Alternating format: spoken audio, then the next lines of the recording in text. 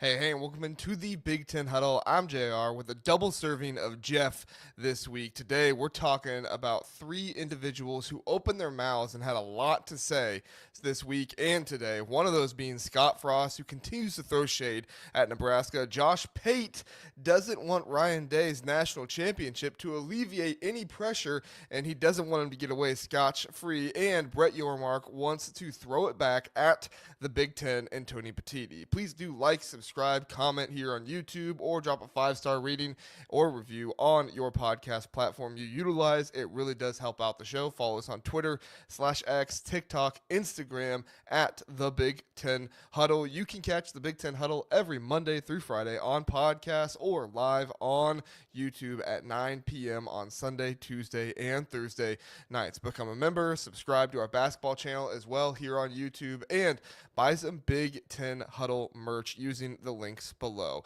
We're going to bring Jeff in here with us. Jeff, are you ready to open your mouth and get into the conversation with what seems like everybody else so far in the college football realm? I'm excited to be part of it and not have to feel the need to share all my data and everything. Although I'm going to bring some data in here, of course. Why wouldn't I, right? But a little bit more open platform than Big Jeff typically does. Although I can tell you, plug for this Thursday, it's going to be less data tense, 10 surprising truths and lies about Big Ten football. So it's going to be a good one. Looking forward to that on Thursday. But yeah, double dose of Big Jeff. Nothing better. There we go. Nothing better. Nothing better. Max is here. He says, no timestamps on this one. Think it'll be live. Hope everyone is having a happy 8th of July. And Jeff, I hope your son is recovering well. Thank you for that, Max. Yes, no recorded thing or anything like that. We rarely do that kind of stuff. I do it the live way just so that way it kind of stays consistent on YouTube. I was going to try to get in the chat and let you guys know that. Unfortunately, it didn't work out for me to be able to get in there. But thank you, everybody, for being here. Billy Tuesday's here. He says, hey, JR and Zach. Hey, Billy Tuesday. Jeff, tonight, no Zach. He one more suspension. This is his last one, and he'll be back next week. So, Max says someone left a nice super chat. Super chat 1 or 2 streams ago. Max, sorry, dude. If you left a super chat, please do let us know what that super chat said in the chat here. I'm sorry we missed that. Philip says it's Captain Optimistic, JR, and missing Lieutenant Dream Crusher, Zach.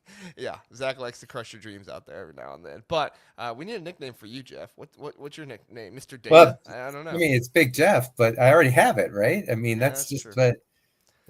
yeah. That's true. That's true. So, all right. Well, Jeff, we've got a lot to get to here. Okay.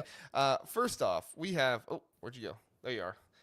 StreamYard's playing tricks on me. First off, we have Scott Frost, Jeff, who decided to open his mouth today and talk about Nebraska. Now, in fairness, he was asked a question. It does seem like I don't feel like this was something that he just off the cuff was talking about. It seems like he was asked a question, and so Chris Vanini posted on X UCF coach Scott Frost on what he learned from Nebraska.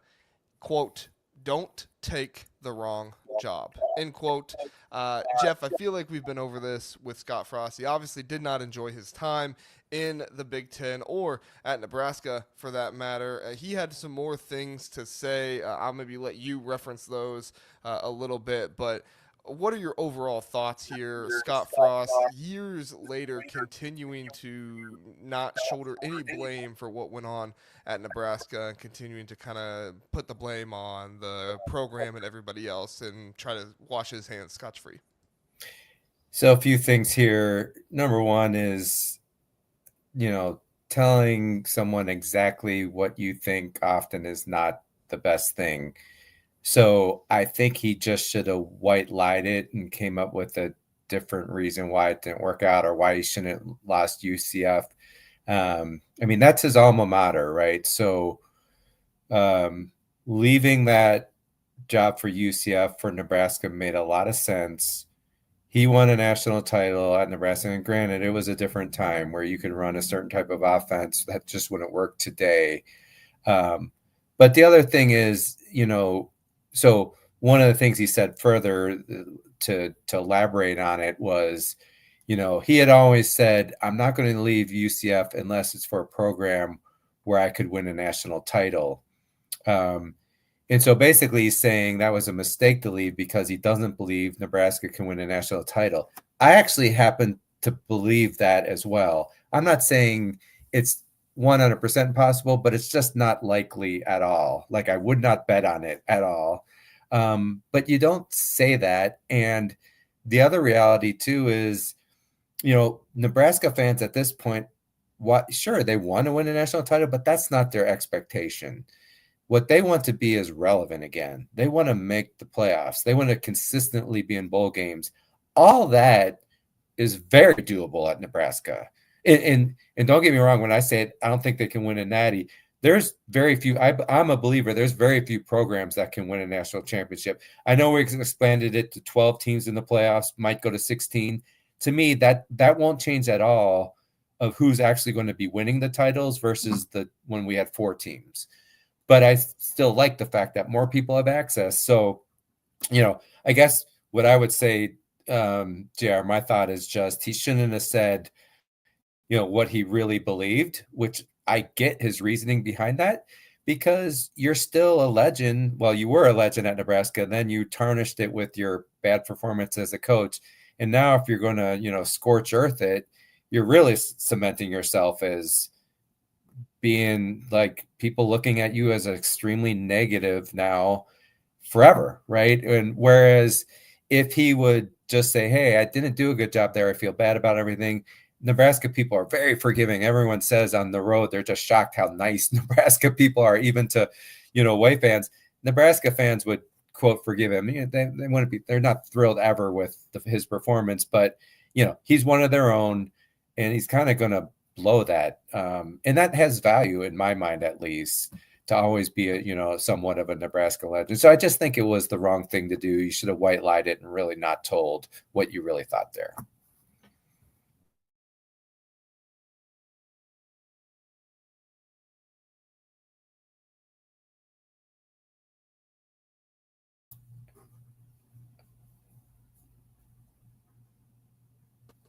There we go.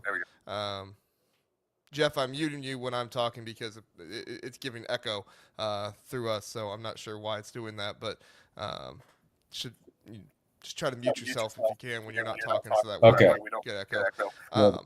I worried for a second there. I was muted through the whole time. I just did, No. I just muted you there. Forrest Gump. That's all I got to say about that. And like the no, but what I was going to say was how arrogant of him to think, well, I can take a job from UCF and go and start winning a national championship someplace else. I'm going to get a job because, to your credit, Jeff, you are correct. Right now in college football, there are only a handful of programs that can win a national championship. You're looking at, and please, tell me if I'm getting anybody out here that you think else could win it, but you're looking at Ohio State, Michigan, Oregon, Penn State, Alabama, Georgia. I don't think Alabama's going to win it this year, but Alabama, Georgia, some other SEC teams I'm sure are in there as well. But if you continue to look at college football and the way it's changing nowadays, I think that's going to expand at some point. I don't think those are going to be the 8 or so teams that can win it every single year, and those are the only 8.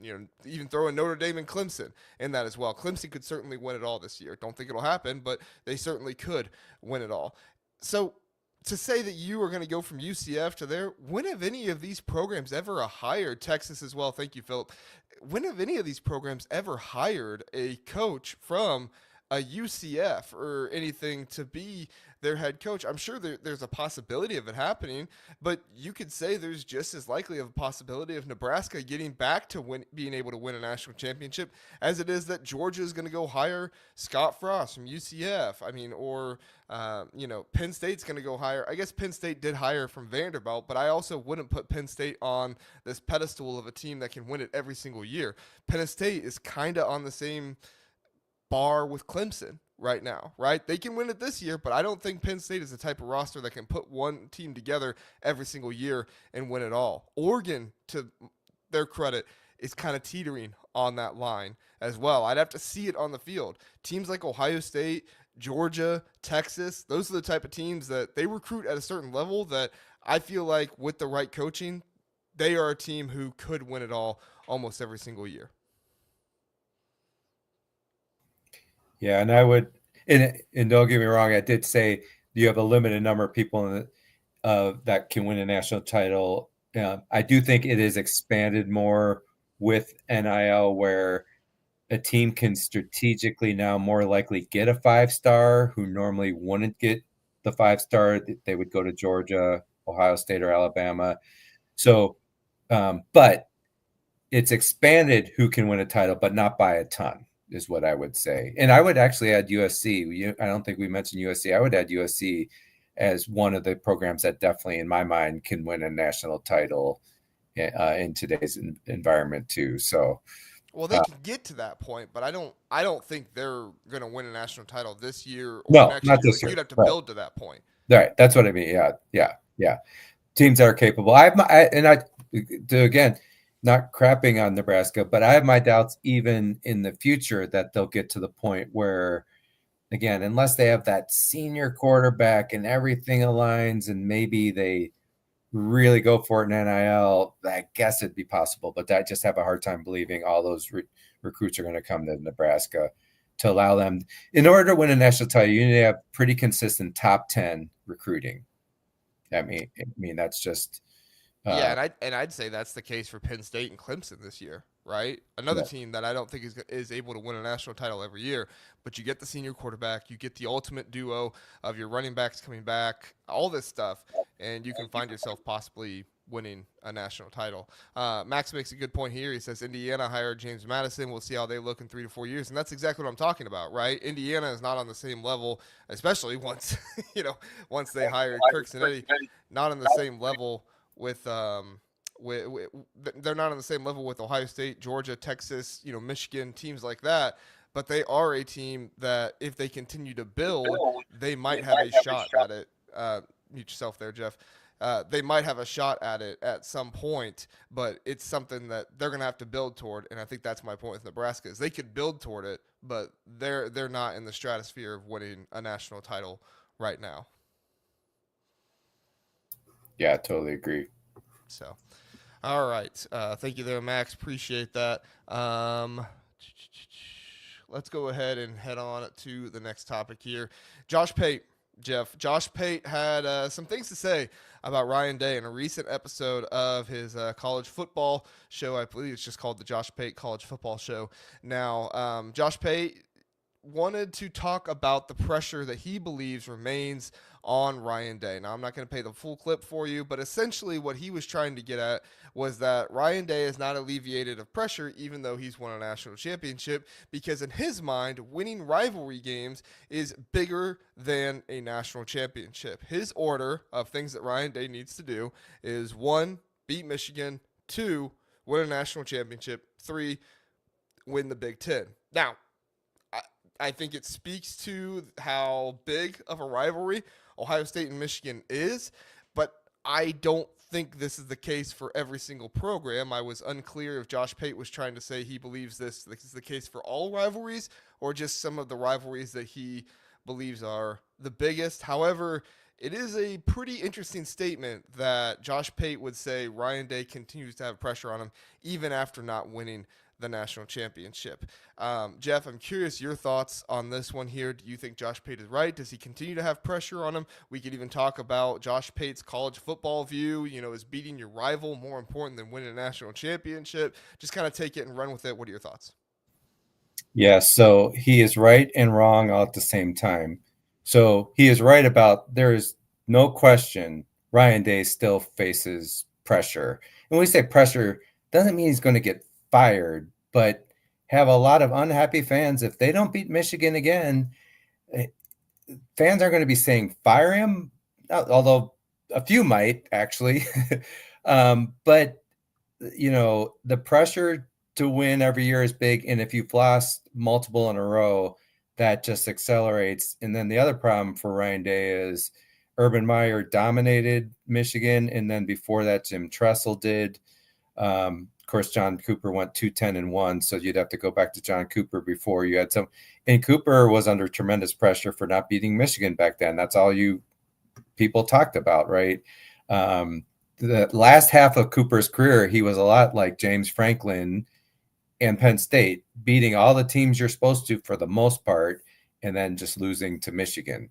And so that was a problem. So yes, he's absolutely right. Still faces pressure to beat Michigan for sure, and that will never change. And this is everyone I acknowledge feels different about this, but for me, saying winning the rivalry game is more important than the national title is silly. But this is just me talking. I do live in Georgia, but I'm a lifelong Ohio State fan. I went to Indiana for those wondering, graduated in 1990. You know, the fact that Ohio State won the national title last year but didn't beat Michigan does lessen the greatness of that season, but it doesn't change the fact that Ohio State are the national champions. And I live in Georgia, and Georgia fans like to stick it in my face. Believe me, when Ohio State missed the 50-yard field goal at the end of the game that would have won it, and they would have went on to beat TCU, one player missing the field goal in which Ryan Day would have been talking about how resilient his team was, and instead it was Kirby Smart. And that's the thing people who haven't played the game don't understand. The fine line between winning and losing is it's just one player making one big play. And again, it's a whole different dialogue. And in fact, Ryan Day would clearly be considered the best coach in college football if he would have won that game, assuming he would have won it last year. It was all he'd have the 2 titles, Kirby Smart the 1, etc. So, the other thing to say is, Ohio State's beaten Michigan 51 times. If I have that right now, this is college football, so there's probably a dispute there. There might be 52 or whatever. And then they've won 9 national titles, although in researching the number of titles, JR, I think there's 2 of them that some people would say, well, those aren't exactly true. They have 7, whatever. But winning a title is just way harder than beating your rival. It just is.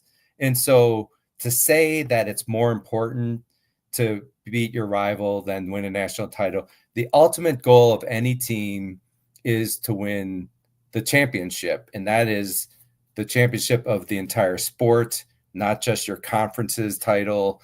And so that's what should matter the most.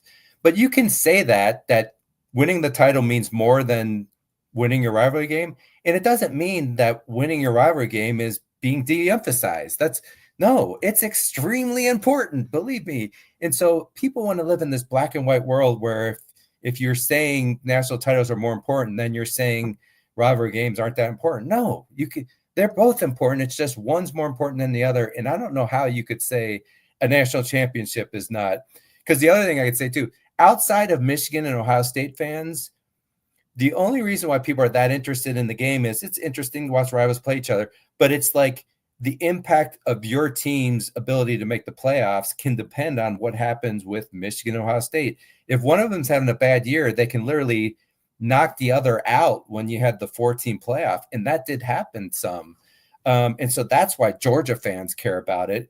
But if at the end of the year I said, yeah, we didn't make the playoffs, but Ohio State beat Michigan, Georgia fans would literally laugh in my face at that.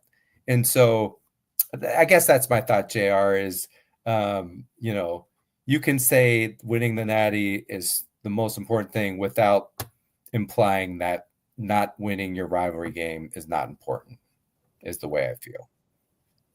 Sure. I think you make a lot of good points there, Jeff, and I don't necessarily disagree with any of them. I think you're right. Josh Pate is both right and wrong at the same time. Now, I don't think Josh Pate would be both right and wrong in every scenario here. I think this conversation just speaks to how big of a rivalry the Ohio State Michigan rivalry is. My first thought when this came up was, okay, why aren't you saying this about Kirby Smart in Alabama? Kirby Smart is what, 1-5, 1-6, or something like that against Alabama. Well, One this and is the five. product. Yeah, 1-5. This is the product of playing in the biggest rivalry in all of sports. This is not the rivalry that is just the biggest in college football or contends for the biggest in college football. If you have somebody, a national broadcaster or analyst, whatever you want to call them, saying this game means more than a national championship, even if he is the only one that thinks that, or even if it's a small amount of people that thinks that, that is the biggest rivalry in sports. It's not debatable. And so I think Dave's here puts it very, you know, very well. It's not more important, but it is important. And speaking as somebody who is a fan of Ohio State and seeing my team lose to Ohio State or to Michigan and still go on to win a national championship, it doesn't lessen the national championship. You still win the national championship, and you still feel like the team on top of everybody in college football. But it's not necessarily like you lost to Virginia Tech in, what was it, 2014, and then you went on to win the national championship. That game, early on in the season, you grew from that. You got to a point, and you're like, okay, Virginia Tech beat us. It is what it is. But we went on to win the national championship. This is a game that Ryan Day has not won in several years. This is a game that fans are clamoring for him to start winning again. And without him being able to do that, there is going to feel like an aspect of the season was not accomplished, right? It's going to feel like you did not do everything you were supposed to do in that season. Doesn't lessen the national championship. You still won the national championship, but you do look back on the season, those shirts with the wins and losses on the back, Jeff. Nobody wants to look on that shirt, even if it says W National Championship, and see the L to Michigan. Because that's how big the Ohio State Michigan rivalry is. I don't think it's the same for every other rivalry out there, because not every rivalry is as big as Ohio State and Michigan is. I don't even know if there's another rivalry in college football that big. But my only thing to Josh Pate would be, if this is more important to you than a national championship, then he should probably talk about it more than the national championship on the show. And I get what he's saying. I get what he would say. Well, my fans want to hear about the national championship, yada, yada. I get that. But if it's your show, you're the guy with your name on the show. This isn't a CBS show anymore. This isn't a 24/7 sports episode show anymore. This is your show. You talk about what you think is most important and what you think is best. To his credit, he is doing so in this one episode, but I don't see it continuously throughout every episode like I think I would if this is the most important thing to him. The other thing I would say is, tied back to Georgia, people in the Midwest wouldn't understand the rivalry for Georgia is Florida. So, and they hate each other. Now, there are different levels of hate. Is it to the Michigan, Ohio State? No, I'd say there's nothing that can really match Ohio State, Michigan right now. But if Georgia, let's say, went 8-4 and beat Florida in their rivalry game, Georgia fans, yeah, they're happy they beat Florida, but they wouldn't be like, yeah, that was a successful season. Hell no. I mean, they want to win the national championship the most.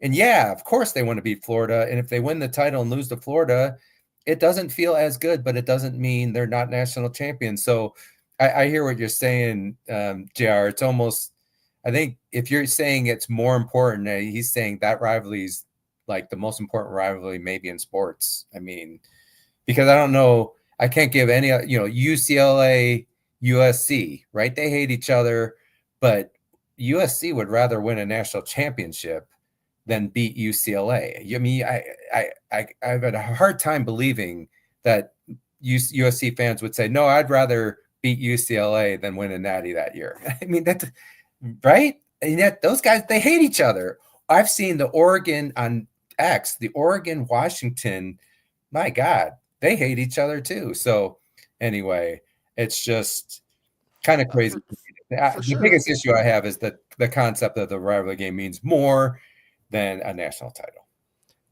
For sure. And I would say if he has that approach with just the Ohio State Michigan rivalry game, okay. I would not agree, but I can see where you're getting at with it there, because if Ohio State and Michigan fans claim this is the best rivalry in all of sports, then yeah, you have to have something like that in there. But if you're going to say every rivalry game, Iowa State week 2, UCLA USC, like those are great rivalries, don't get me wrong, but they don't come to the level to where Iowa fans would start saying we'd rather beat Iowa State than win a national championship, where USC fans would say we'd rather beat. That is a real conversation with Ohio State fans. I saw a poll one time. It was literally 50-50. Would you rather beat Michigan and lose the national championship game, or would you rather lose to Michigan and win the national championship game in your season? That can be a 50-50 poll with those two fan bases because it is that big of a rivalry. But I do think that poll matters when you're asking it. If you're asking it after Ohio State's lost 3 years in a row, 4 years in a row, then it's going to get more votes. But if Ohio State was winning their fair share, it wouldn't be the case. So I think that's a major factor in that poll. People are just so pissed off at losing to Michigan. And Michigan fans, if you go on X, I mean, they're just trying to stick in your face, just belittle Ohio State's national title and all that, all the best they can to do that. Anyway, I think we're maybe beating that one a little too much, but it's just weird to me to think. It's one of the things with college football, the rivalries and everything else that just makes it such a unique sport, makes it so awesome, and I just love it. So get to a couple comments really fast, and then we will get to our last thing here with Brett Yormark. Riley 2-0 says, "What's up, guys? What's up? Love the name there, Riley 2-0 versus the SEC as USC head coach. Love it, love it." Dave's here says, "I can tell you for sure it makes a bad year hurt less if you can win in a bad year," and that's another For sure. thing, right? No doubt. No And doubt. in the Ohio State Michigan rivalry, even if your team is 0-11, you still have that opportunity to beat the hated rival, because guess what? It's going to be a whole lot sweeter to be able to say, "Yeah, you were our only win on the schedule. Look at how terrible we were, and we still beat you." Well, I I can mean, tell you this from listening to Michigan podcasts. So as part of what we do, we're covering all the Big Ten, remember. And so JR and I, and Zach, as best we can, we tune into all kinds of teams in the Big Ten's podcast. And before the Ohio State game, people were up in arms over Sherrone Moore, how he managed the quarterback situation, how he managed in year. I mean, they were ready for a new coach. And so to that point, JR, Michigan saved their season by beating Ohio State. So I'm not doubting that. All it comes down to is it mean more to win that versus would you rather win that or a national title? That's what it comes down to, right? So, but yeah, it can save your season, and it did for Michigan, no doubt. for sure. And it saved Sherrone Moore a lot of. I mean, how many people have been in the not just people? How many Michigan fans have been in the chat before and said, "Well, Sherrone Moore beat Ohio State." It gives you a lot of brownie points. It gives you a lot of brownie points. But hey, the dream is what Fight On Natty says here. He says beat Notre Dame and win a national championship. Just do both, and we don't have to worry about it, right? just do both, and you don't have to worry about it. All right, good discussion there. And to clarify, I think Josh Pate does a good job. I'm not trying to critique his show and say anything terrible about him or anything like that. Yeah. I do have, some issues with things that he says about the SEC versus the Big Ten at times, but overall, Josh Pate does a good job. He's a good analyst, and I think that he has a good thought process through college football and how it differs from other sports. I really agree with that. I listened to him. I think he's good for sure. Well spoken, does a good job. So, all right, our final topic of this episode, and then we'll get into our next episode, Jeff. Brett Yormark. He had a lot to say at Big 12 Media Days. I posted that Big 12 Media Days was coming up, and a few people responded and said, it's Big 12, who cares? And I thought, there's going to be something said about the playoffs that we're going to be talking about here at some point. I almost missed it today, but I caught it eventually. Brett Yormark went on to say a lot of things, but he was essentially taking aim at the Big Ten and Tony Patini when he said, "We continue to believe the 5+11 model is the right playoff model. We want to earn it on the field. We are not the NFL." So a little bit of context if you're not familiar with what's going on here. The Big Ten wants the 4-4-2-2-1 model, which would then have 3 at-large bids in addition for the 16-team playoffs. The Big 12 and the ACC are coming out to say they're in favor of the 5-11 model because they don't want as many automatic bids for the Big 10 and the SEC. They believe that if the committee has the opportunity to vote and to put teams in, then they will get more than 2 bids in, and they're not satisfied with the opportunity of only getting 3 more bids in, and they don't believe they would get all 3 of those bids. I'm not quoting them, quote unquote, but I am kind of paraphrasing the thought process of what it seems like they've been saying. I will say not Tony, Greg Sankey has given some thought to the 5'11. He's not completely discounted it. The person that's been completely discounted it is really more Tony Petiti than anyone else. And the reasoning that he gives is that he believes that the playoff selection committee has too difficult of a job already as it stands with the 12 team playoffs, that increasing it to 16 teams and having them select 11 at large teams is too difficult, in his opinion. He talked with Joel Klatt on an episode of the Joel Klatt Show, I believe it was 2 weeks ago, on this topic. Very well articulated his points, did a good job. Wish he would have taken some more shots at Notre Dame, but that's for another podcast. He did a good job explaining himself. However, it doesn't seem like Brett Yormark is on board. Jeff, I feel like Brett Yormark should be on board, and Brett Yormark even did say during his speech that he knows that the 5+11 is not the best thing for the Big 12 right now, but he believes that the Big 12 can work to make it good for them. What are your thoughts on Brett Yormark? Yeah, so first, the 4-4-2-2-1 model, which two Big 12 teams would get in that. If he agrees to that, he's basically saying my conference is a lesser conference. We're a second-tier conference versus the SEC and Big Ten. And so I get why he doesn't want to do that, right? Even though all the statistics show and the results over the last 5 to 10 years show the ACC and the Big 12 are a second-tier conference versus the SEC and the Big Ten. So if you look at results on the field, if you look at ability to produce NFL draft picks, if you look at recruiting rankings, it's very clear the ACC and the Big 12 are not close to the Big 10 and the SEC right now. So it is the case that they are second tier, but he doesn't want to admit that. So I get that. If I were him, I would be doing the same thing, I believe. The other thing is, Wait, you would be doing the same thing Brett Yormark is doing here? Yes. Yeah, I would would. not at all. So, well, because he, and I get that. I mean, I just think for his constituents to accept the two as saying we're second tier, I just think that they're not going to do that. And anyone in their conference, they always think they're better than they really are, right? They might not realize it and everything. So I don't see why he wouldn't do that. Now, hear me out on the 5-11 model. What I believe on that is, if you strongly believe there is SEC bias out there, then this is a bad deal for the Big Ten, because basically you're reliant on the committee for 11 selections in that model versus the other one, you're reliant on the committee for 3 selections. And if SEC bias still exists, put it to this way, a 9-3 South Carolina team is almost always going to make it over a 9-3 Indiana team if it's the committee voting on it and you believe in SEC bias. Now, I believe SEC bias exists, but it's starting to break down, and it requires the Big Ten to continue to do well. They've done really well the last 2 years. If they do it for 3 and 4 years, then because the wall is starting to get some holes in it, right? And a lot of people are talking about the Big Ten being right there with the SEC. And 2 years ago, you would not have been hearing that.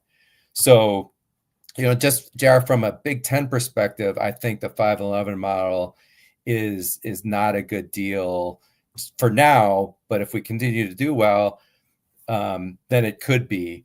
But I don't love how the current models in the selection committee doesn't value big game losses that are close. Like I felt last year, Ohio State's very close loss to Oregon didn't get much credit. Ohio State beat Penn State on the road. Penn State didn't even play Oregon, and yet Penn State ended up getting, after losing to Oregon in the Big Ten championship game, and then getting a higher seed in a much better position, despite the fact that Ohio State had to play that tough road game and barely lost it, right? And again, Ohio State beat them on the road. So they're not rewarding, and I could come up with other examples. They don't sufficiently reward those tough non-conference games. So I think 5-11 actually might disincentivize the tougher non-conference game if you're relying on a committee to vote for 11 teams. So hopefully that made sense, JR. I'll stop there. And sounds like you have a much different take on what Brett Yormark should be saying with these two models. Yeah, so I agree with you that the Big Ten should want the 4-4-2-2-1-3, whatever you want to call it, model. That is the one they should want. I think Tony Petitti is going in the right direction to get that way. I agree with you that the committee doesn't always do a great job of thinking through close games, but I actually think it's more of the close wins over bad teams that they don't do a good job with rather than the close losses to good teams. Ohio State was still, if I'm not mistaken, 2 or 3 in the nation pretty much the entire time after they lost to Oregon in that game. So I think they were giving them credit for that. They won in a one score game. I believe it was a touchdown against Penn State at Penn State, and Penn State still jumped over them in the rankings. I didn't agree with it, but I understood Ohio State had more losses. But that is again where if Penn State had just drug everybody the entire season and then lost to Ohio State, sure, I would have put Penn State over them. But Penn State struggled against USC, albeit on the road, but that was a USC team that was 7-5. Sorry, USC fans, I'm not trying to dog you here, but that was a game where Penn State did not play up to their potential. I think that teams should get credit for dominance. I think that teams should get credit for putting teams away and doing a good job with it. I think that Illinois didn't get a whole lot of credit for their close wins against teams that they should have beaten, and I'm fine with that. I was fine with Illinois not getting the same type of recognition as Alabama, South Carolina, and Ole Miss because of those close wins. However, I didn't see the same treatment for other teams that Illinois got, and I didn't see the same treatment for Penn State when Penn State barely beat USC in overtime to where Ohio State barely lost to Michigan, if that makes sense. Now, albeit Ohio State, Michigan was at home. I think that's also a rivalry game where you need to think about it a little bit more than that. But I'll continue on to my next point and tell me if I'm wrong there in any part, Jeff, here in a moment. I think that the Big 12 is making a huge mistake going to the 5-11, going with that thought process. If their thought process is, well, whatever we pick now, that's what it is, set in stone, and we have to be ready for that in the future. Brett Yormark admitted that this is not what's best for them right now. And you have to go in these type of decision-making scenarios, you have to go what's best for you right now because the future of college football is constantly changing at this point. Things are going to change again, and then that's when you fight for whatever is better for you. We've had the playoff change 3 times now in like 2 or 3 years, right? I mean, the number of teams is just increasingly getting more and more. Who's to say the playoff model won't change again and go to a different model that favors you better? In my opinion, Brett Yormark needs to work with the Big Ten instead of taking shots at the Big Ten and say, what can we do to try and take away this SEC bias that that remains in the media, because it's there. There's nothing anybody can say to try and say that it's not there. It's there, and Brett Yormark should be focusing more on trying to get rid of that rather than fighting for a model that could possibly be better for them down the road, but I'm not confident will be because Matt Campbell is even out here saying that his players took a pay cut to come back to Iowa State. I think a lot of people are hearing that as, well, he took a pay cut because other teams wanted to pay him more. When I first read it, I heard it as they had to pay the players less because they didn't have the NIL money that they had the year before. And so his players are taking a pay cut to come back. Sure, that speaks a lot about your culture and everything else, but that doesn't bode well for your future if you are not confident that you're not going to have the money to pay your players, whether that's NIL or whether that is revenue sharing, whatever it is. Texas Tech is in a really good position with a lot of money to be able to buy players. Good for them. But you have other schools in this league that are not going to be able to do the same thing that Texas Tech is doing. And I think Texas Tech and BYU probably is the other one that are really the only two. And I think you need more teams than Texas Tech and BYU to be national championship contenders if you want to try to be on the same level as the Big Ten and the SEC.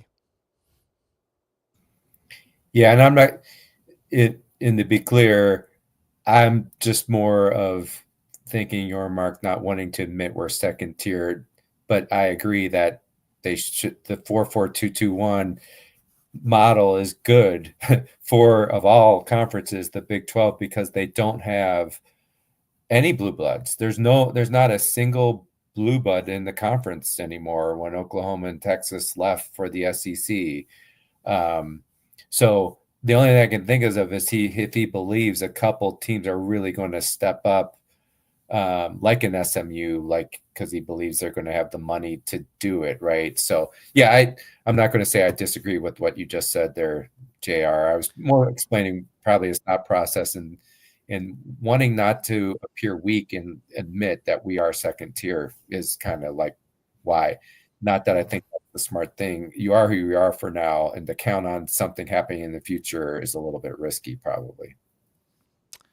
And I would say to that, pride comes before the fall, right? I mean, if you want to say, well, we're not second rate or anything like that, I think the Big 12 needs to acknowledge where they're at currently. You can try to say, okay, we don't want to be second rate in the future. We want to get past this. We want to have our programs work harder to get to that level to where we're on the same stage with the Big 10 and the SEC. You know how you do that? You send more teams to the college football playoffs, two teams for sure. You have a chance to get a third, possibly with those at-large bids, and you go and you win a national championship, and you say, "Hey, look, respect the Big 12." The Big 12 has always had good schools. The Big 12 has always had good depth, and they've always had competitive schools. The biggest issue is they've not had a team who can go out and win a national championship. We talk about how the ACC has Clemson. A couple years ago, Florida was in that conversation. The Big Ten has Ohio State, Penn State, Oregon, Michigan. Like they have multiple teams. The SEC has Georgia, Texas. I mean, tons of other teams that you could think of in that scenario. Alabama, right? I'm not trying to take anything away from anybody. I'm just listing teams off at this point. I'm sure there's more, but the Big 12, you don't have a one team that you can confidently say this team can win the national championship. You can say Texas Tech is on their way. They just bought a freshman for $5 million. Good for them. BYU is on their way. They're buying players and doing a really good job of going out there and trying to get top tier talent. But revenue sharing is also going to come into play at some point.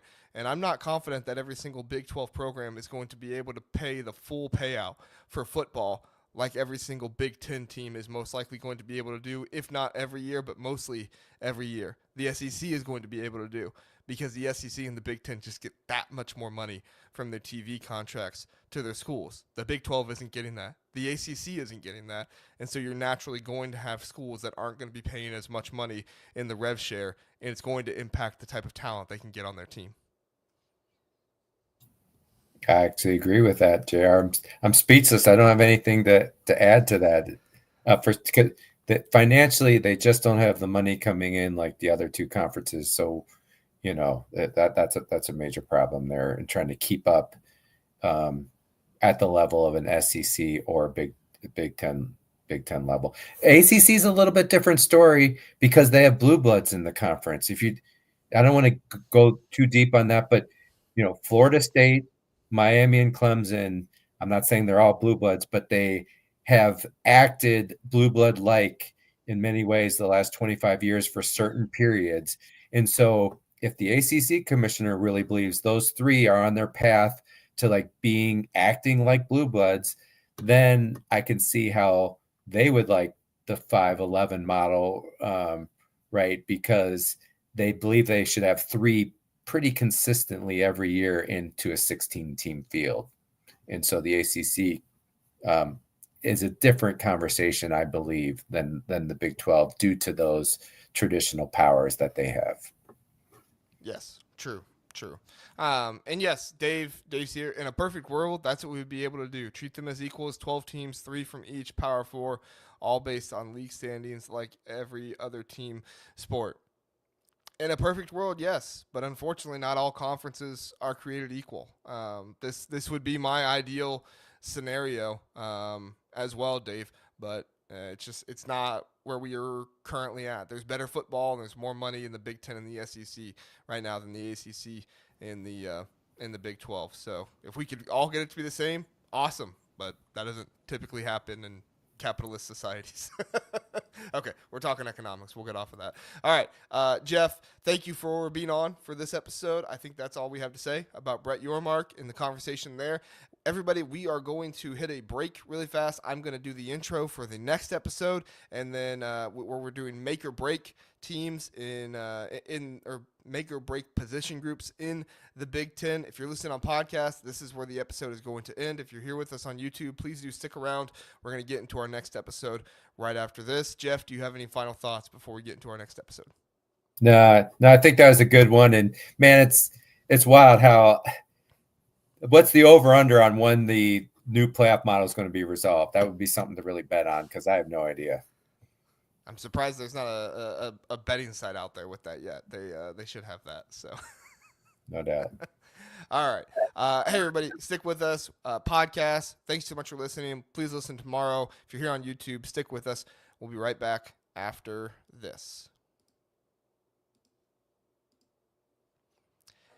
Hey, and welcome into the Big Ten Huddle. I'm your host, JR, joined once again by Jeff from Big Jeff's Football. He is joining us on this episode, not just on his Thursday episodes, but he's here to join us on a Tuesday episode to be talking about make or break position groups in the Big Ten. We're going to be talking about position groups, and not necessarily taking the worst position groups or the best position groups, but position groups that we feel like will be make or break for teams to be able to have success in Big Ten football next year. I have my list that I'm going to present to Jeff. I'm going to give my reasoning for each one, and then Jeff will give his thoughts and his reactions. If you're on YouTube, please do like, subscribe, leave us a comment. We appreciate that. If you're listening on podcast, please do give us a 5-star rating. Does definitely help out the podcast a whole lot, and we appreciate you doing that. I'm going to bring in Jeff now, and we're going to start talking some more Big Ten football. Jeff, make or break teams in the Big Ten. Some might say you have made or broke the podcast by filling in for Zach on his final suspension. Yeah, it's nice to not have a data intensive type of podcast, so that's very good. I plugged in yesterday's podcast. I'm going to plug again the Thursday night podcast that will come out Friday morning for some of you. 10 surprising truths and lies about Big Ten football. So that's what the Big Jeff's Football Insights on Thursday night is going to cover with UOJR. So really looking forward to that. Working on that still, honing that list. It's going to be a good one. It is.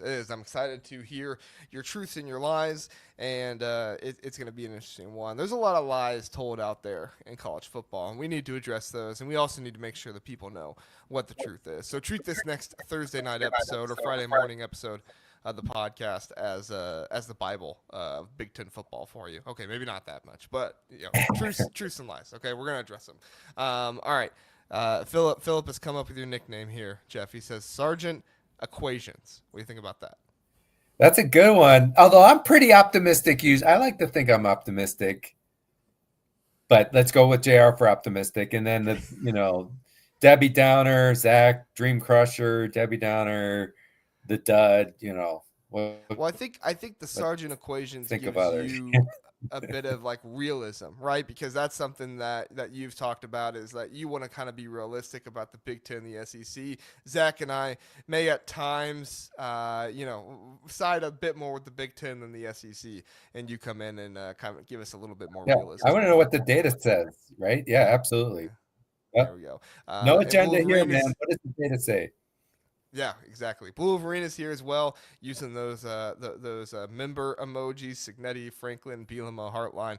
Appreciate you being here, Blue Wolverine, and everybody else who is here as well. All right, let's get to it. Jeff, we are going to go from alphabetical order. I'm going to start with Illinois. To me, Illinois, I thought very hard about the defensive line for this one, and I think the defensive line would be a good answer as well. However, I'm going to go with wide receiver is a make or break position, not because I think that Luke Altmaier isn't as good as people think or say or anything like that, but I just have a feeling like Luke Altmaier is going to need consistent targets. Maybe not necessarily game breakers or anything, but consistent targets who are going to be able to get open for him. I'm looking at Hudson Clement. I'm looking for Colin Dixon. I'm looking at guys like that who can come up and be consistent targets for Luke Altmaier. Isaiah Williams moved on 2 years ago and they replaced him with Pat Bryant. Pat Bryant is moving on this year. Who are they going to bring in and replace him? Zachary Franklin wasn't necessarily the star some people thought he might be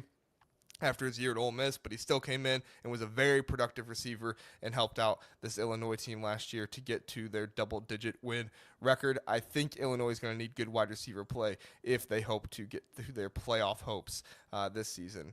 Jeff, what say you? So, Jared, for all these, I did a first and a second. So the second in line I had is wide receiver. So I like where you're going with that. I had offensive line first, and I must say ahead of time, offensive line, defensive line, I just believe are so important for any teams. It just sets the tone for each of the either offense or defense.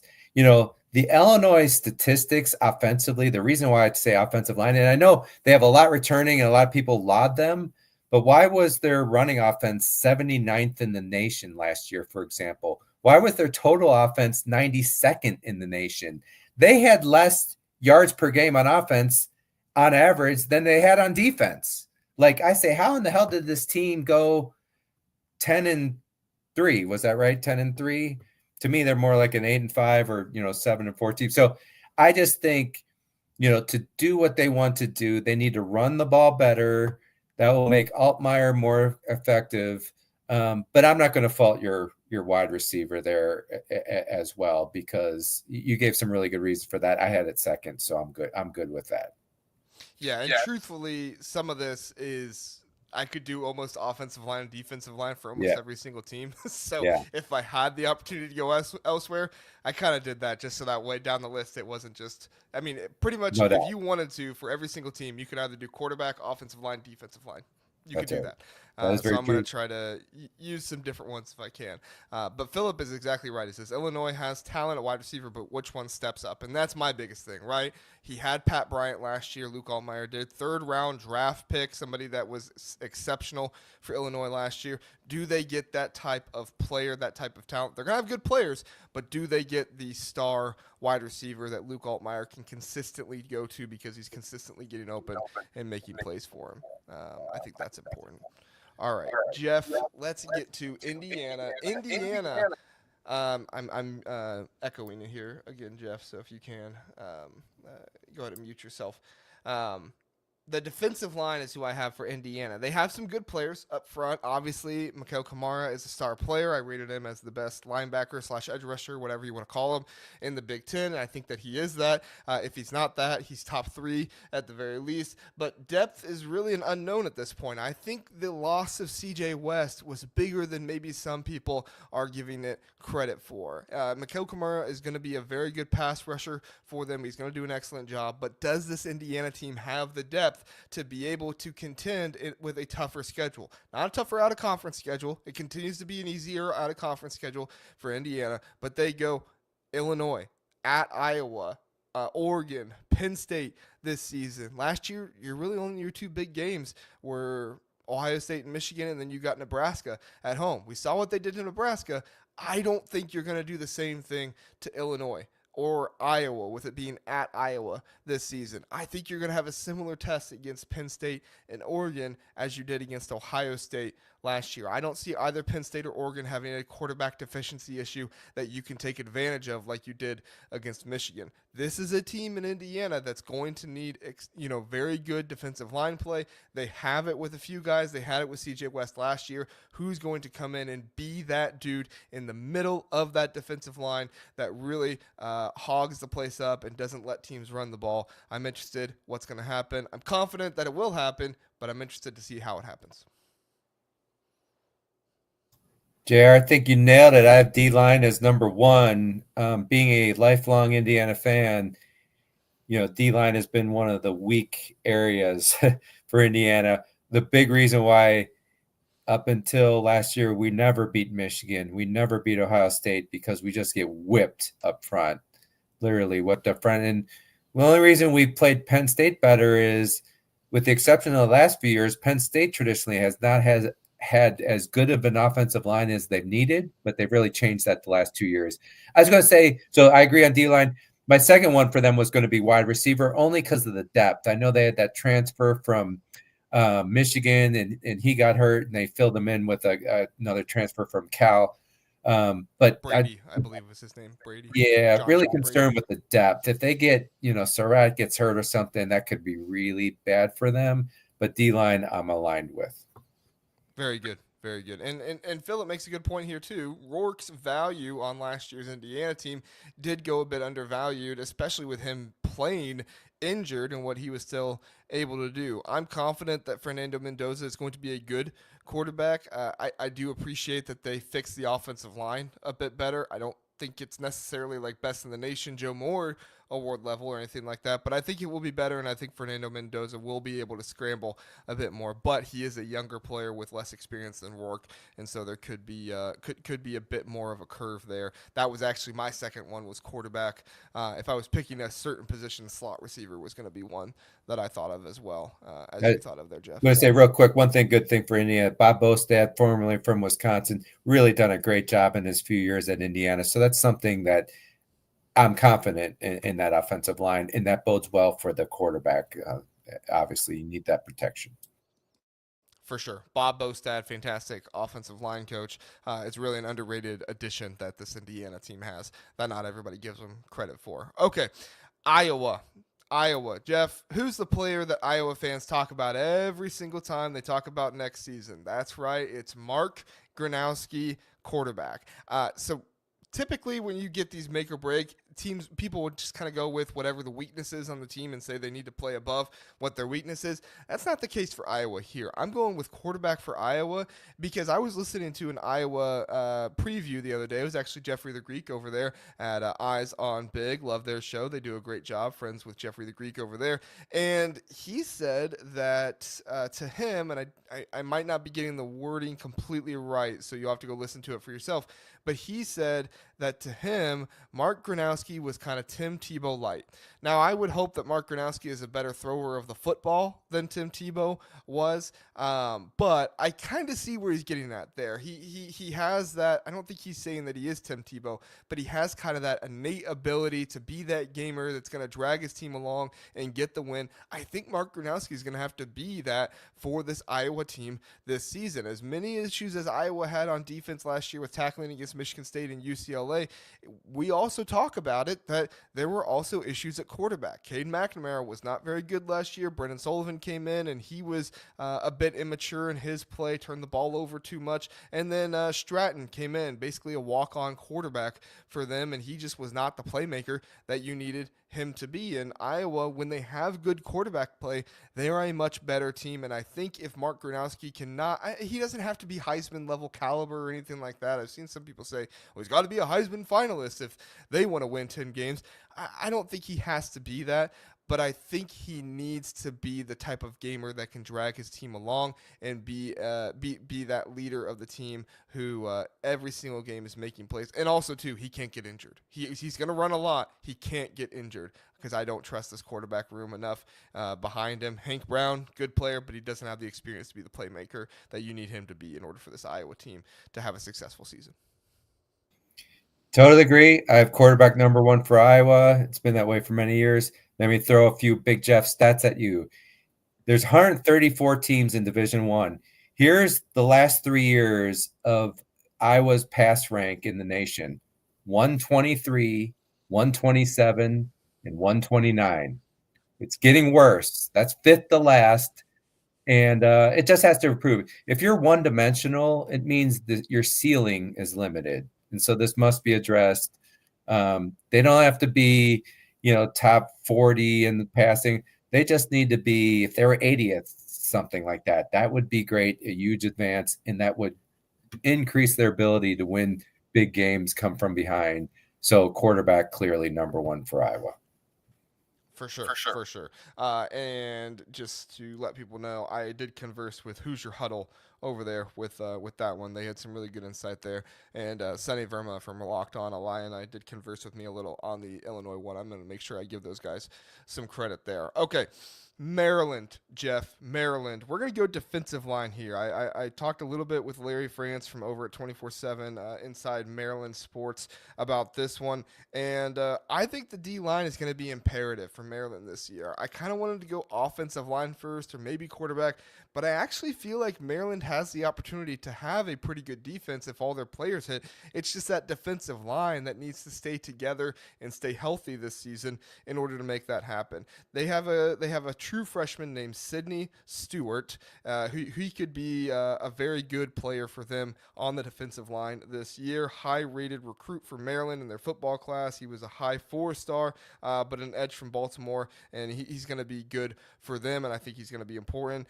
Ian Thomas is a 6'4", 336-pound defensive tackle from St. Francis, Pennsylvania, in the transfer portal after having a second all-team in EC honors. Now, he is coming from the FCS. That is a little concerning to me, but we have seen FCS players come in and make an impact for teams. I don't necessarily think you want to rely on them to be your star player if they're not like a quarterback or anything like that. But I do think that they can come in and make a difference for your team and be somebody that is important for you, especially clogging up those holes in the middle of the offensive line so other teams aren't running on you as much. So I like Maryland here with the defensive line. I could also go offensive line. I could also go quarterback with Malik Washington probably being the starter there. But I'm going to go with defensive line on this one, Jeff. Yeah, you never can go along with defensive line, but my number one was offensive line. In the stat I have here, last year, Maryland 115th in the nation in rushing, and that's despite having Ryan Hemby, a very experienced running back, a good running back who now transferred to Indiana, and you're 115th. That's not going to get it done in the Big Ten. You're not going to hold leads that way. It's just not good. So, running back, you could argue, but I think when you're not rushing well, it starts with the offensive line first. You can have an average running back behind a really good line, and you're going to have good running stats, and you win it the opposite way. So I'm going offensive line for Maryland. Yeah, totally understand that, and I think that's a good point as well. Dave says the coach and the expectations is Maryland's problem. I hear what you're saying, Dave. I think Mike Locksley does a pretty good job of recruiting, but he definitely needs to step his game up in his development range there. In the defense, it's been an issue for Maryland for some time, and that's another reason why I went with the defensive line there. I do think expectations for Maryland fans are going to be okay this season. I think they understand this is a young team. As long as they don't go 2-10, which I don't see that happening, but as long as they don't do something like that, if they're 5-7, I mean 6-6, you're throwing a parade at Maryland if you're 6-6 this year. Not because you're satisfied with the season, but because you see the young talent. Now, I hope other Maryland fans see it that way. If they don't, then I'm concerned. But I've not seen too many Maryland fans say they haven't seen it that way. But I'm not arguing if you have, Dave. Dave, also, somebody said you sent in a super chat last episode. We were kind of like recorded yet live kind of deal there. I do apologize for that, Dave. If you want to send whatever you had in that super chat here in this chat, I'll bring that up and treat it as such. I do apologize for that issue last time, but thank you so much for your super chat. All right, Jeff, Michigan. All right, now this is going to be another one where people are going to say, well, you have to have the worst player group or whatever. No. Michigan is the offensive line because Michigan is going to have a true freshman quarterback with Bryce Underwood this season, and Bryce Underwood is going to need time back there. He can't be running around scrambling and getting frightened the entire time. I'm not saying Bryce Underwood will get frightened, but he is a young quarterback, and he's somebody who is going to need time in the pocket to not go the entire season seeing ghosts or anything like that. So the Michigan offensive line, I believe in their run blocking. Got no problems there, but the pass blocking last year was an issue. When you combine that with Davis Warren, I didn't think Davis Warren was the worst quarterback in the world last year. I felt like he was average at best, but I felt like with the pass blocking and the lack of wide receiver play, it really made him look a whole lot worse than he actually was. Again, not saying he was anything special, just about an average quarterback in my opinion, and he did a good job with what he could, but there wasn't really much he could do. Not the best pass blocking offensive line, not the best receivers for him. The receivers are going to be improved this year, I believe. I want to see the offensive line have better pass blocking this year, and I think that could be a make or break for this offense this year. Jeff?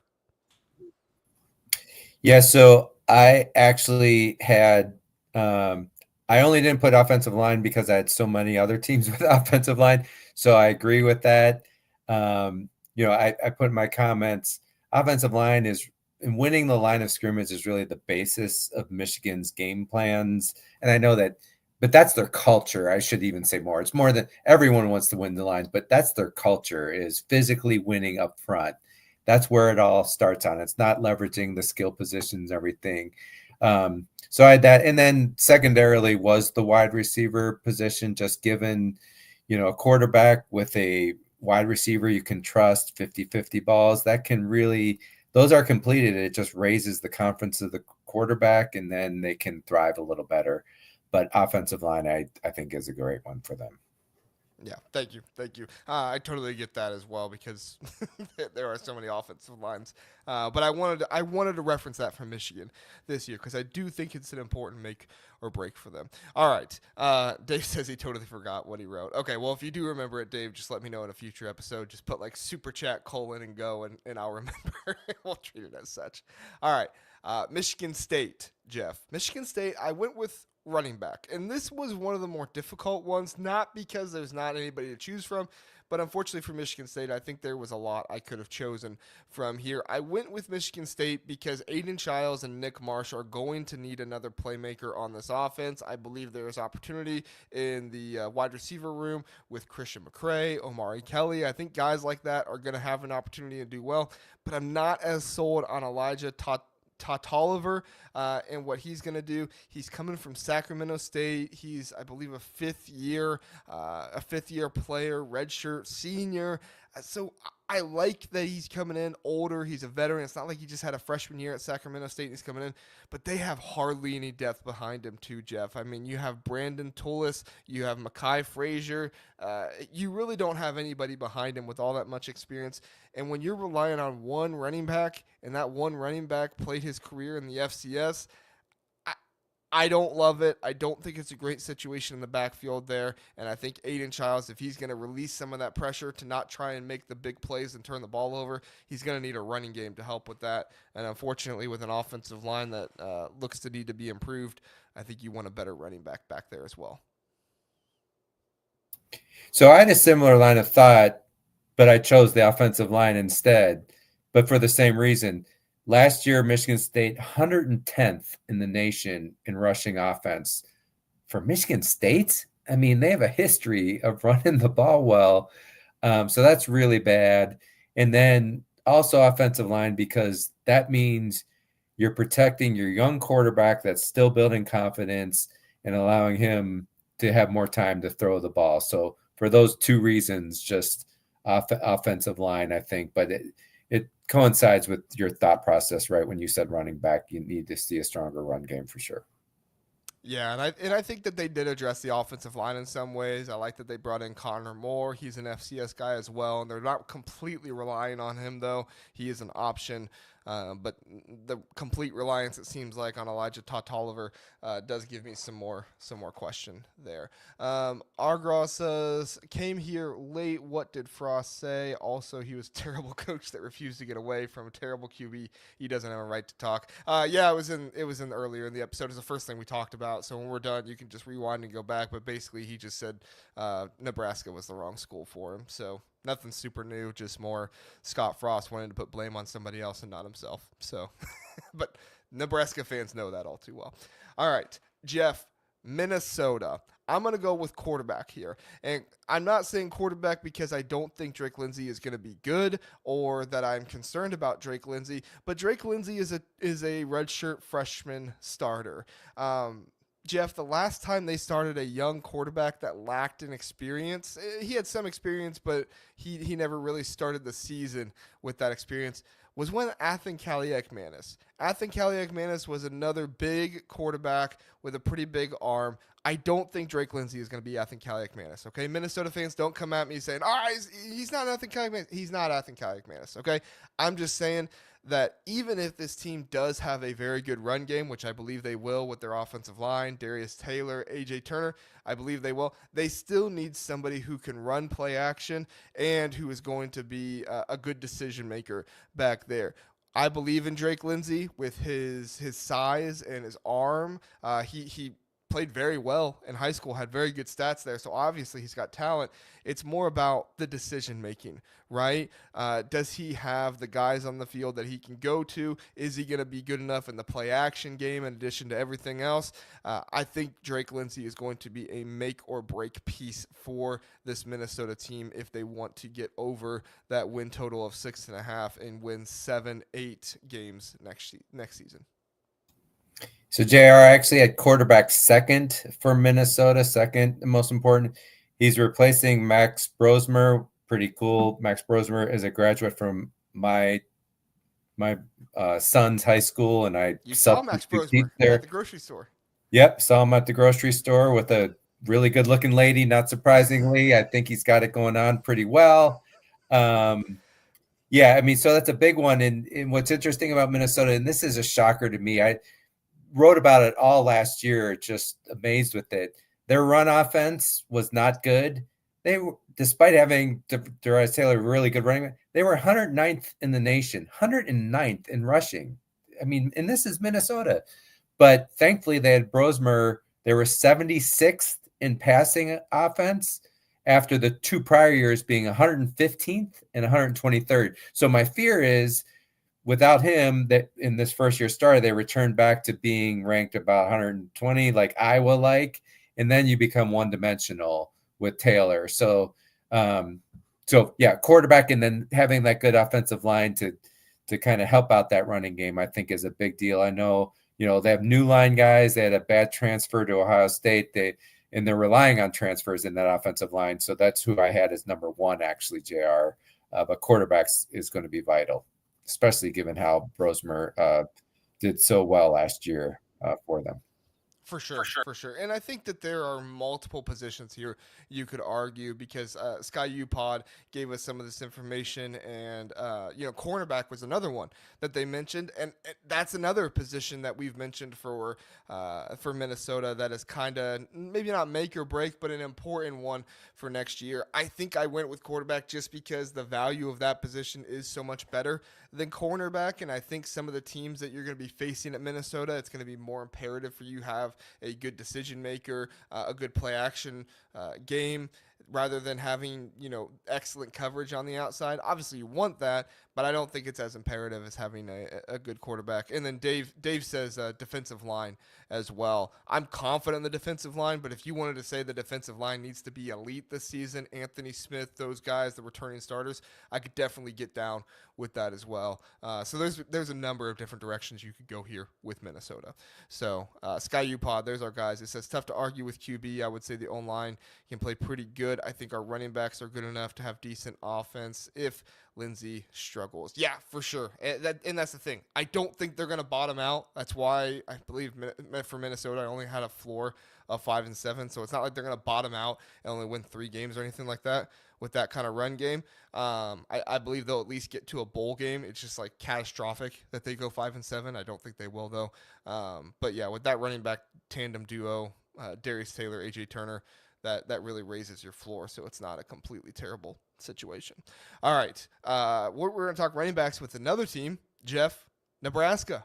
Nebraska this season is going to need help from their running backs. I believe it's going to be make or break, similar with Michigan State. Now, they do have Emmett Johnson. Emmett Johnson is more experienced in the Big Ten than Elijah Tautoliver was, so it's not exactly a carbon copy between the two, but I think Nebraska has a better offensive line this year. I think Dylan Raiola is going to take a step. I think they have good wide receivers, and I think Daniel Holgerson is a really good piece. I think Nebraska has the opportunity to have a really special offense in the Big Ten this season if they put it all together. But in order to put it all together, Emmett Johnson needs to stay healthy all season long, number one. And number two, he needs to play up to that ability that I think many think he has or can have, and do it at a consistent level. I don't trust the guys behind EJ or anything like that. I think that they need good play at the running back position to help Dylan Raiola. And I think you saw last year Dylan Raiola tried to do too much at times,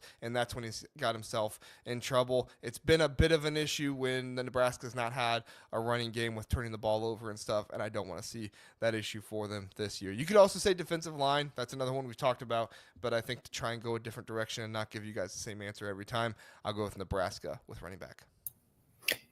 Same thought process for me, although I went with offensive line because let me give you this stat: rushing offense, 96th in the nation last year. That's just not going to cut it. Their total offense was 94th. Again, really bad. Their defense is just fine. Defense was 18th in the nation in total yards. That's damn good. They were a little inconsistent. So, offensive line needs to protect Raiola, can help generate that rushing game, but you need a good running back to help out that offensive line as well. So I think we're both saying they need a better rushing game. It was really right. So we're aligned on that, JR. Yeah, and I think they have the offensive line to have a better rushing game. They just need those running backs, and they need to stay healthy at running back as well in order to make that happen. All right, let's next go to Northwestern here. And Philip is right; might be easier to pick teams in the country with defensive lines that are trusted. I hear that. I'm actually gonna go with defensive line for Northwestern, and it's because I trust the defensive line for Northwestern. I think this is the best position groups for Northwestern, and if they are going to find some wins this season to get to that bowl game, I think it's going to start with exceptional defensive line play. I think Preston Stone has the ability to be good. They have Griffin Wild on the outside who could be a good target as well. I think Northwestern, Cam Porter, a much better run blocking offensive line for him. I think that they're going to be improved in those areas. But if they're going to have a position group that's going to be make or break, it's going to be the defensive line that is going to carry this team to their success next season. Really, really good edge rushers. They got Saka. They got is it Aiden Hubbard? I think it's Hubbard. I apologize if I'm getting that wrong. They have some really good guys there. They have some good guys on the interior as well that I like that can stuff up the run game against most teams in the Big Ten. I'm not confident it will happen with every team. That's why I'm talking about Northwestern getting to 6-6 or 7-5. And I think if they're going to get there, it's going to take some really special defensive line play for Northwestern this year. So I went a different route. Northwestern 130th in the nation in total offense. They were dreadful. And I'm usually not this negative, but for I don't know how many years now, Northwestern's wide receivers look like a bunch of high school kids. I mean, just physically, they don't look the part. And so I call wide receiver needs to step up. They have a new quarterback who's very capable, but if you don't get separation and don't get open, you can be the best quarterback in the world. You're not going to throw through super tight windows. And so I'm calling out wide receiver and just never been impressed. And that's the skill positions like that Northwestern has probably been lagging the most in recruiting on, in my opinion. For sure. Yeah, I can see that. I do have some good hope in Griffin Wild coming over from South Dakota State, and he played with Mark Gronowski over there. Have some hope for him, but you're right. I'm not. I don't have a huge list of Northwestern wide receivers this season that I trust, and so I can definitely see that being a make or break position for them next year.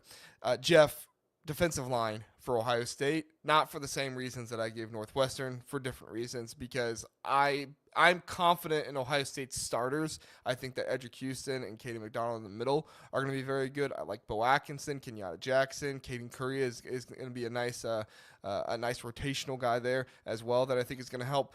But I'm not super sold on the depth. They've had to move different guys into that defensive tackle spot, and if I'm not mistaken, I believe they've had a few different guys go from 3 tech to 1 tech, and it's not looking like the best situation in the world in the interior of that defensive line. I think you're actually probably going to see a good amount of true freshman Jarquez Carter for Ohio State this season And that's not what you want to see. You do not want to have to see a role from a true freshman playing on the interior of your defensive line. And I think that Ohio State's probably going to be relying on him at some point this season, whether it's because of injuries or whether it's because he plays over guys, whatever it might be. I think you're going to have to rely on that at some point. Caden McDonald is fantastic. He's a great player. He evidence of that last year in all the goal line stands and stuff that they had, but I'm not confident he has the stamina to be able to play every single snap like they will need him to do. They're going to have to get some different guys in there, and the depth of the interior of the defensive line is something that could be make or break for Ohio State this season. Yep, you nailed it. I had the exact same thing. Defensive line, based on the depth, the good starting talent is good, very good. And the other key thing is Penn State's, some people feel, has the best offensive line in the nation.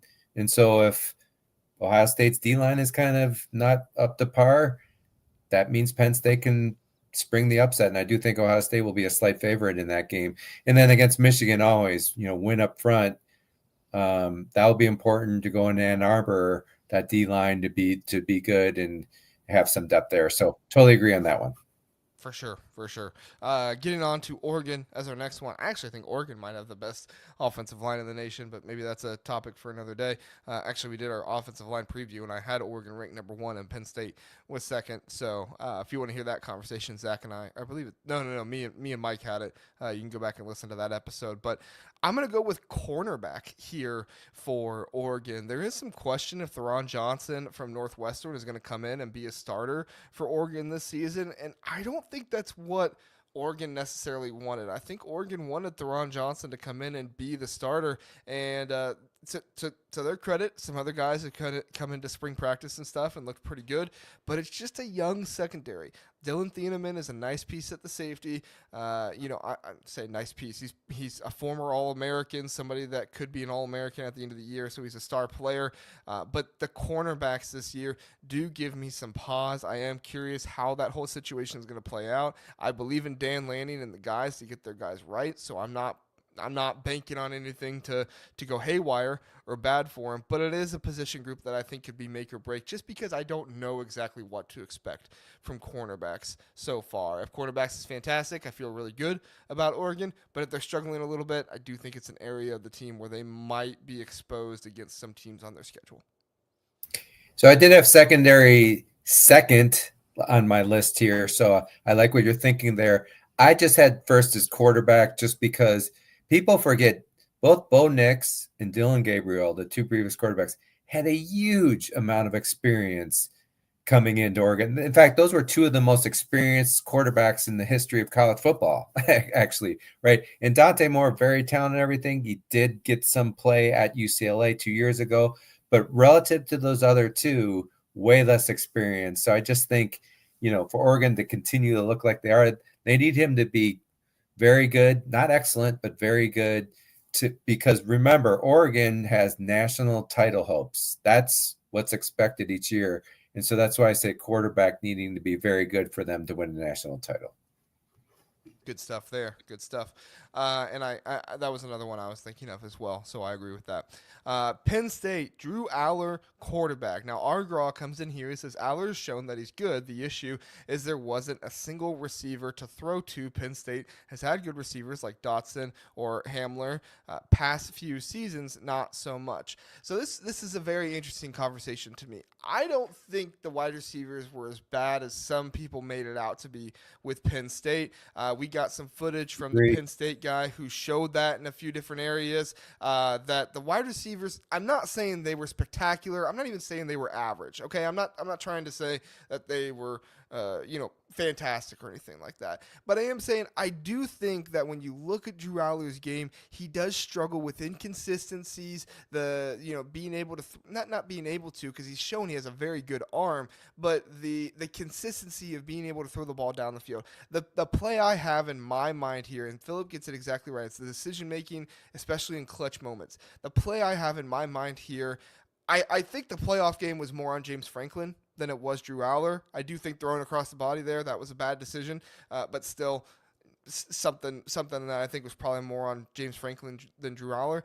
I'm thinking more about that drive when Penn State late in the game had the opportunity to go down the field and tie it against Oregon in the Big Ten championship game. What did he do on that very first play? That very first play, he completely telegraphed his throw to the sideline, down the sideline, and the Oregon player picked the ball off. To me, that's the kind of stuff that Drew Aller needs to really improve at. Drew Aller has all the talent in the world. He has the body. He has the strength. He has the accuracy. There are some throws that Drew Aller makes, and you're just like, oh my gosh, how did he do that? Because he has the talent. It's the decision making. It's the clutch moments. And I think some of that is also Andy Kotelnicki. I think Andy Kotelnicki is fantastic, but he, with another year with Drew Aller, is going to have to really improve Drew Aller's decision making, understand what he likes, what he doesn't like, and really get on the same page with those receivers, because he does have 3 brand new receivers this season. I don't think it gets talked often enough about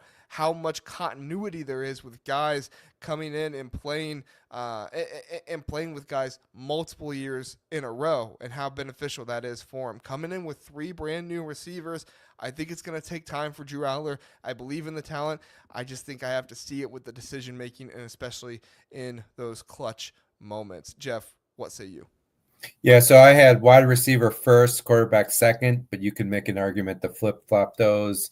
Penn State was 66th in the nation in passing, and yet, think about it, had maybe the best tight end in the nation, and then a supposed, if he would have came out, a first round draft pick. So that's why I put wide receiver first. And I know they got 3 new ones. They need to step up. And to your point, I like the point you made, because my son's a receiver too. Getting in sync with your receivers doesn't happen instantly. Getting to know how fast they run, right? And all in different situations too. And then for Aller, it's more just in big games in general, but that means big moments in the big games. But I don't have the stats right in front of me, but his stats in big games was very underwhelming. Now you could say it's not just him. I get that. But if you're a really good excellent quarterback, you make everyone around you better. So, and I do think Aller will make a further step this year. So I don't mind you having quarterback as number 1 for them. Sure. And Argros says that's the issue. They weren't even average. They didn't have a receiver that could be top target for a team, and that's exactly what we're getting at with Illinois, right? You got to have a consistent top target you can go to. And I say this more because I agree with you, Jeff, that wide receivers up there as well. I'm not saying the wide receivers are completely blameless.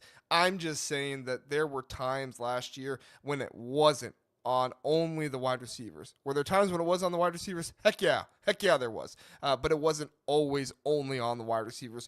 Drew Aller needed to improve in some areas as well. Hopefully that comes with experience. Hopefully that comes with the clutch ability. And that's my thought.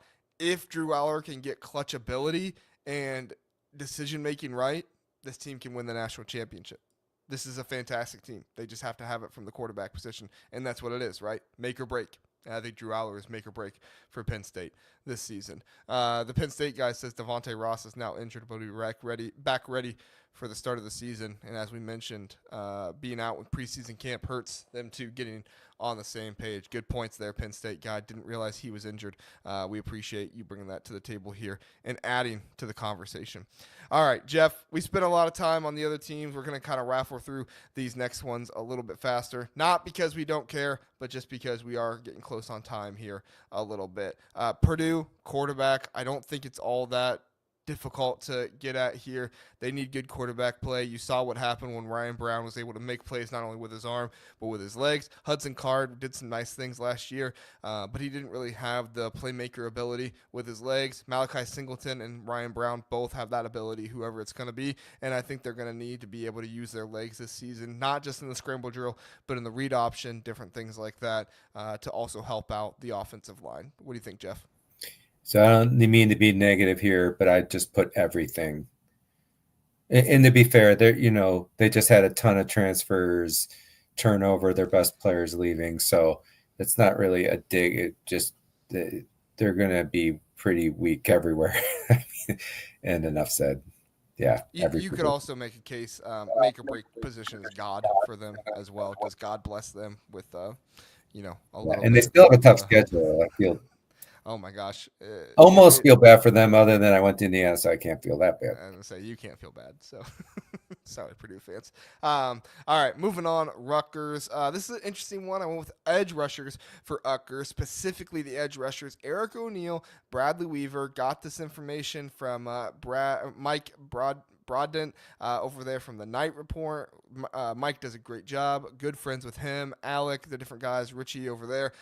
They do a great job. And he made a lot of really good points that I really agreed with. Edge rushers are going to be huge. If you notice in our secondary rankings, we were not too high on the Rutgers secondary. They do not bring back a ton of veterans. They had Flip Dixon, a number of other guys that were good veterans to make a good secondary last year, but they don't have as much experience coming back like they did before. I think you're going to really need a good, effective pass rush in order to help that secondary. I'm looking at Eric O'Neill. I'm looking at Bradley Weaver. I'm looking at possibly some guys in the depth too, right? Those third and long situations. Can you get some pressure up the middle? Can you move some guys inside?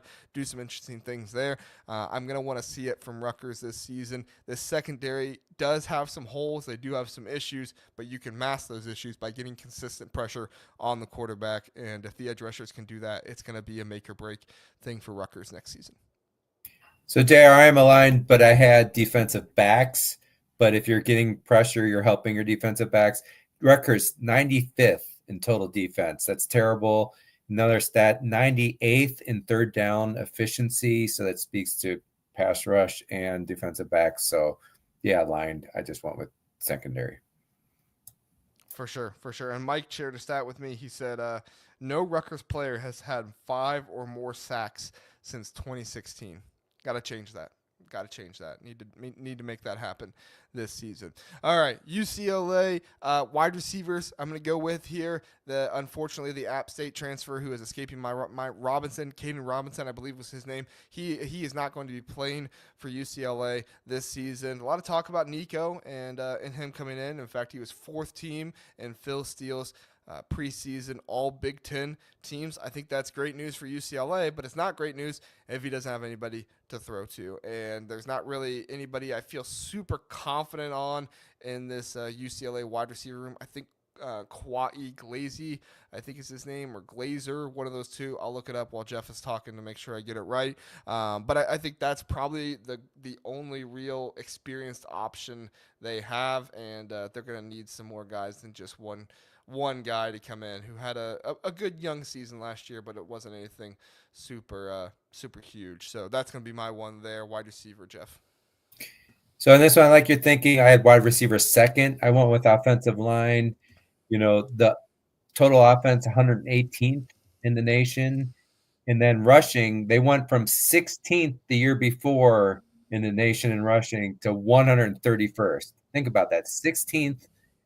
And that speaks to Chip Kelly, of course, 130. So a good run game helps your quarterback.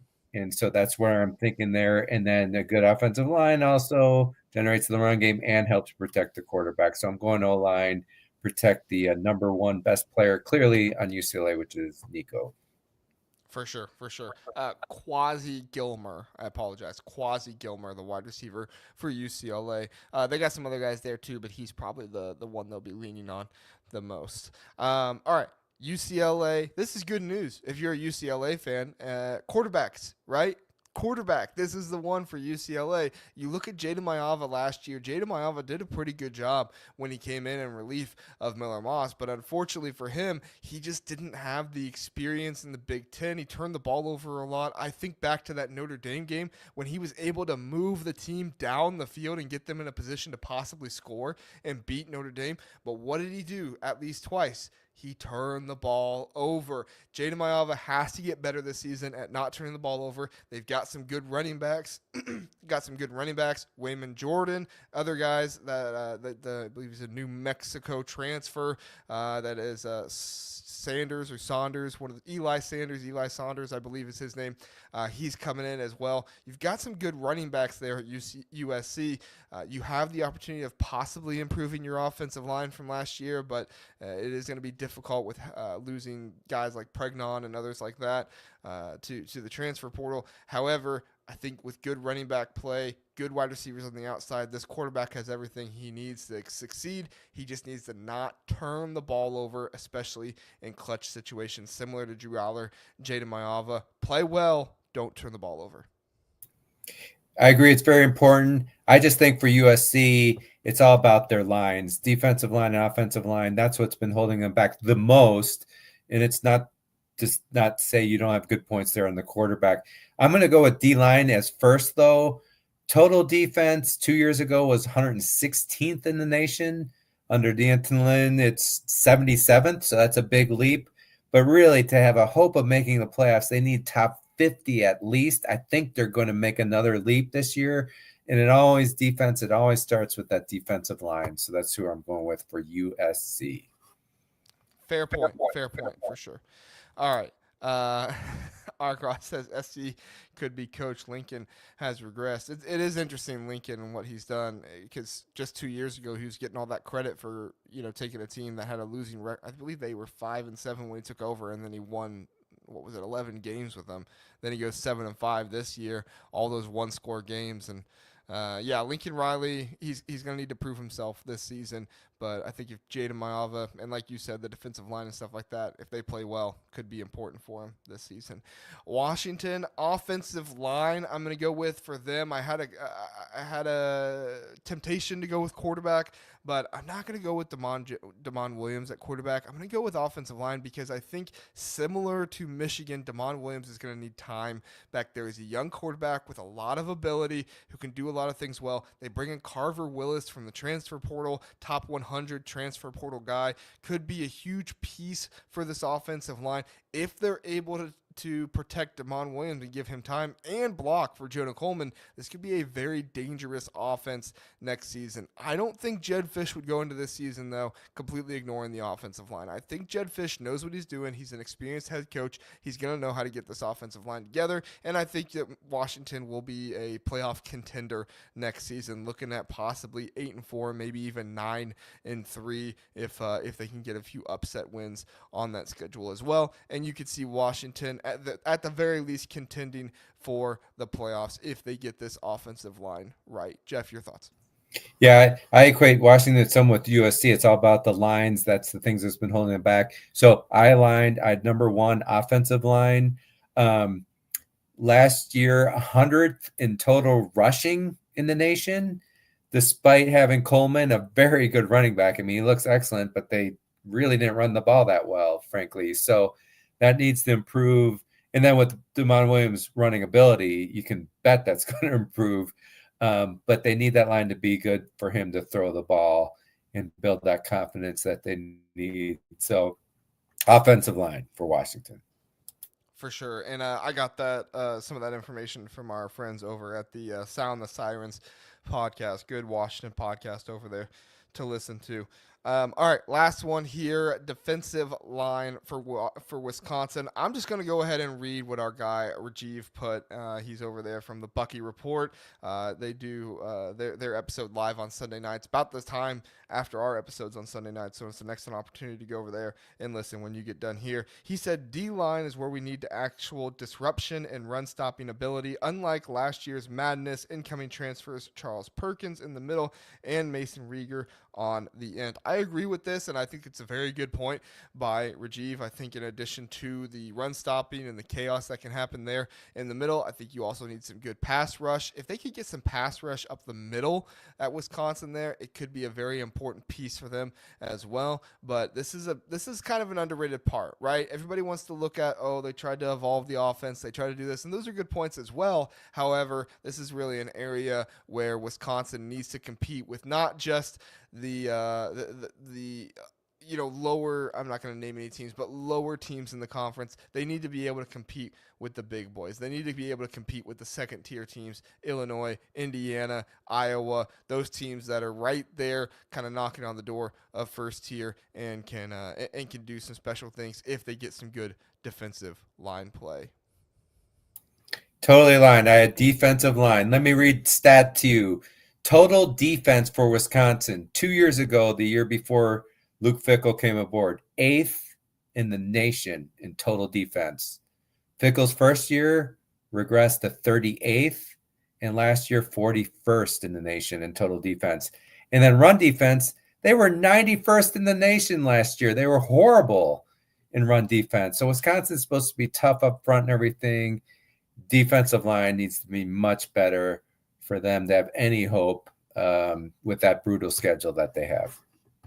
For sure, for sure. And like Argross said, it's a bad place to be for Wisconsin right now. They could be improved by a lot, but you might not know it with that schedule. It's what I keep saying. If Wisconsin goes 7-5 next year, or even like 6-6, you're feeling good as a Wisconsin fan. I won't feel good in the moment with all those losses, but you're feeling good as a Wisconsin fan because you saw improvement from last year, which I think you're going to have to see improvement with the starting quarterback all season. But my thought of Wisconsin is not the record; it's how they look. If they're really competitive, they go 5-7. Everyone would go, you know what, we're on the right track here. I know. And then the other question they have to say: if we hire Fickle, who are we going to hire that definitively will be better than him? You always have to ask that if you're thinking of making a coaching change. Great points, Jeff. Great points. All right. That is what we got for this episode. Went a little bit longer tonight than we wanted to, but that's okay. We wanted to bring you guys the great content that you always appreciate here. If you are somebody who watches on YouTube, catch us Thursday night for Big Jeff's 10 Truths and Lies in the Big Ten. It'll be an awesome episode. Really looking forward to see what Jeff has to say in that one. And then Zach will be back Sunday night. It will be live. We will be reacting to your comments and everything as well. So come join us then and get ready. Big Ten Media Days coming up. Looking forward to hearing from all these coaches, all these players. It's going to be a great time. Any final thoughts, Jeff? No, I mean, just see you Thursday night. Very excited about that episode. So, and remember, we're always trying to cover every Big Ten team. That's our differentiator. Hopefully, objectively, we all have our little nuances, but really, it's not just, the blue bloods. We're covering the full conference here on the Big Ten Huddle. And that's the goal, right? Cover every single Big Ten team, and we bring in a variety of hosts and stuff like that. So even if sometimes I do get a little biased, or maybe Zach gets a little biased against Iowa, Zach is really not an Iowa fan right now. But even if we get a little biased, we're going to bring somebody else on, whether it's Jeff, whether it's Mike, whether it's Juck, whoever it might be, to come on and help us have some good old-fashioned analysis. Thank you so much for joining us, everybody. We appreciate it. Thank you if you're on podcast. Remember, 5-star review rating. We appreciate that. If you're on YouTube, please do like the show before you get out of here. Thank you so much. Have a good one.